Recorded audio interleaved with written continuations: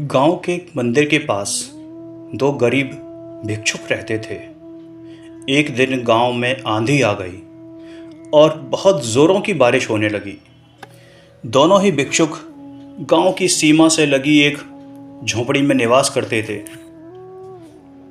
शाम को जब दोनों वापस पहुंचे तो देखा कि आंधी तूफान के कारण उनकी आधी झोपड़ी टूट गई थी। यह देखकर पहला भिक्षुक क्रोधित हो उठता है और बुदबुदाने लगता है, हे भगवान, तू मेरे साथ हमेशा गलत ही करता है। मैं दिन भर तेरा नाम लेता हूँ, मंदिर में तेरी पूजा करता हूँ और फिर भी तूने मेरी झोपड़ी तोड़ दी। गाँव में चोर लुटेरे झूठे लोगों को तो मकान को कुछ हुआ नहीं, और बेचारे हम भिक्षुकों ने तेरा क्या बिगाड़ा था जो तूने उनकी झोपड़ी तोड़ दी।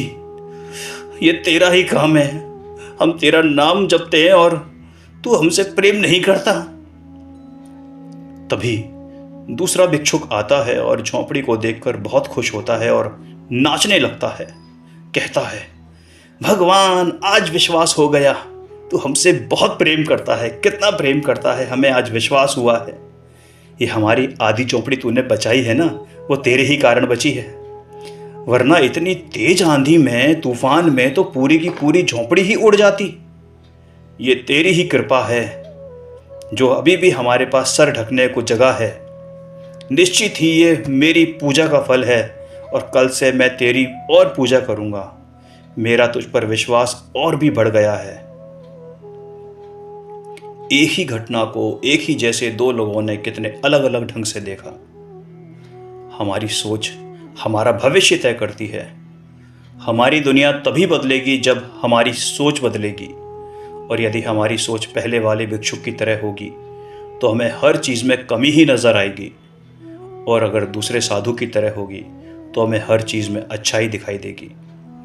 इसलिए हमें दूसरे भिक्षुक की तरह विकट से विकट परिस्थितियों में भी अपनी सोच सकारात्मक बनाए रखनी चाहिए। सिद्धांत क्या घटित कर सकते हैं इस पर?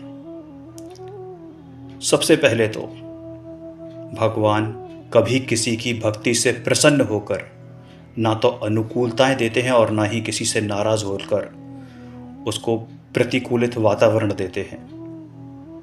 हर जीव के जीवन में बनने वाले सभी प्रसंगों का उत्तरदायी वह जीव स्वयं ही है।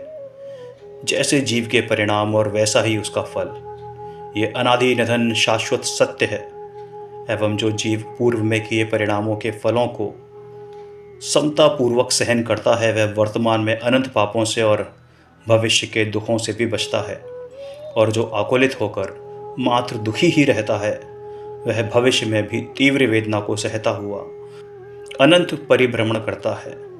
इसलिए हम सब सच्चे देवशास्त्र गुरु के द्वारा बताए हुए मुक्ति मंत्रों को आत्मसात करें। हर प्रसंग में अपने स्वभाव को मुख्य करें